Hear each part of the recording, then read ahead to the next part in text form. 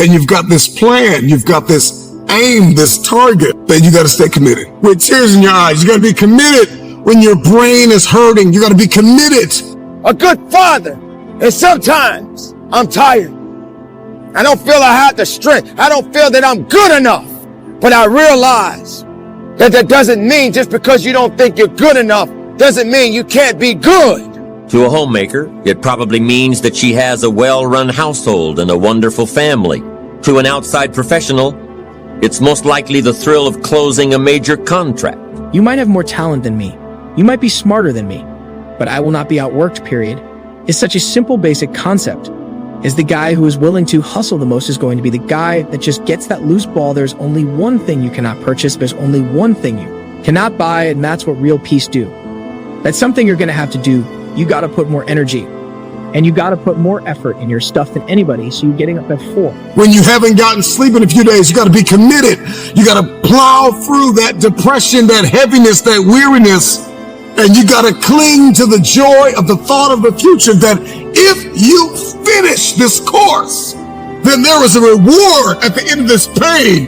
You may feel as though you are not able to breathe now. You may be inundated with responsibility, and it seems as though there is no way out of this. You have to be grateful for the ground that you've gained and guard the ground that you've gained.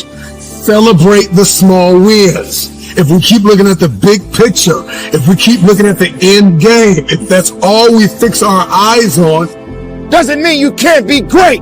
Doesn't mean you can't carry on.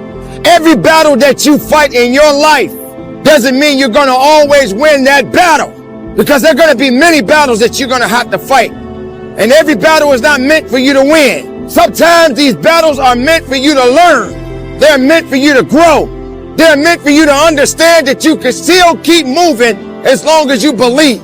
So yes, I get tired. You will get tired. Yes, you will question your abilities. Then we'll get off kilter. We'll lose our footing and we'll walk around discouraged, because you're not going to just wake up in one day and fulfill destiny. It's the process that's perfecting us. It's the ins and the outs and the nuances. It's the song and the dance between destiny and the journey and the process and the promise. And we've got to learn how to execute the day. Give us this day.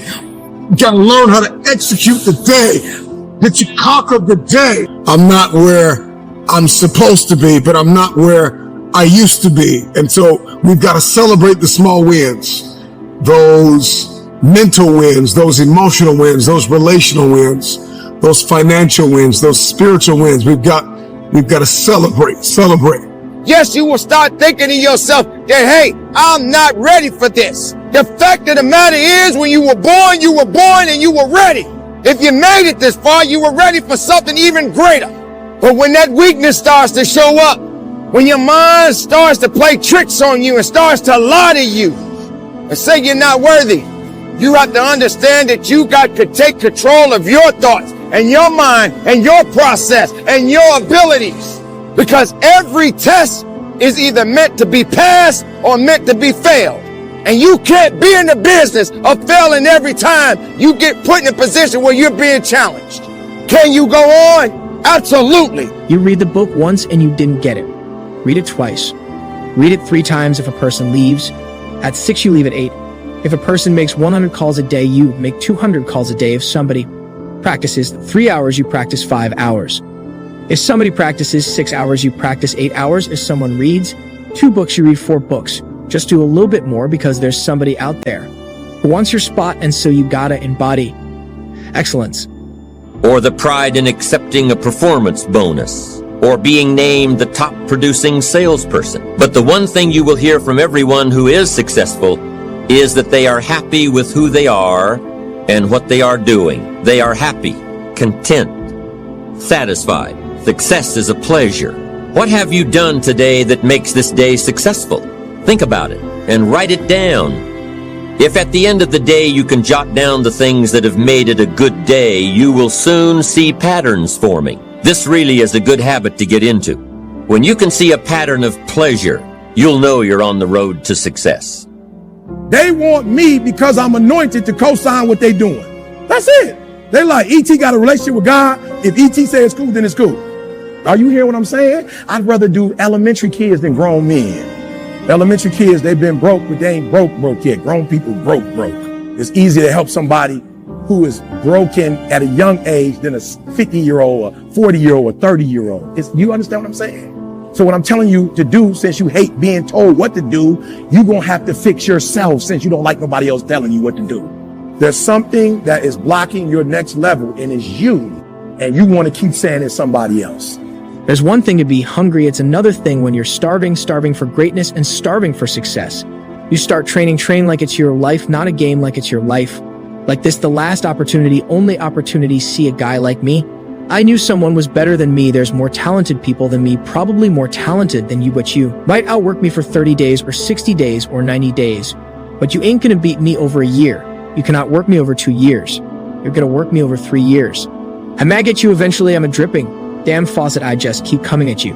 So take note of Mr. Franklin's 3 principles of success and ambition. Number 1, big achievements come one small advantage at a time, one step at a time, one day at a time. Number 2, you have the power to mold your life, to make it whatever you want, to shape it and reshape it.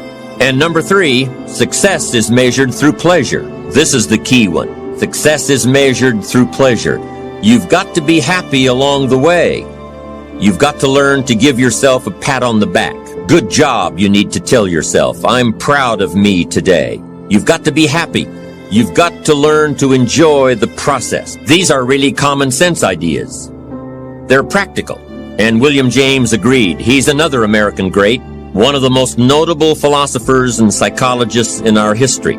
People like E.T., I want to do what you do. No, you don't. I'm my own boss. When I worked at Michigan State, I had to be to work at 9 o'clock. When I work for myself, I get up at 3. When I worked at Michigan State, I get to leave at 5. When you work for yourself, you don't have no time when you get off. You don't get off. You stop when the work is done. I work harder for myself than I did and you talking about you want to work for yourself. No, you don't. You can't show up for another man.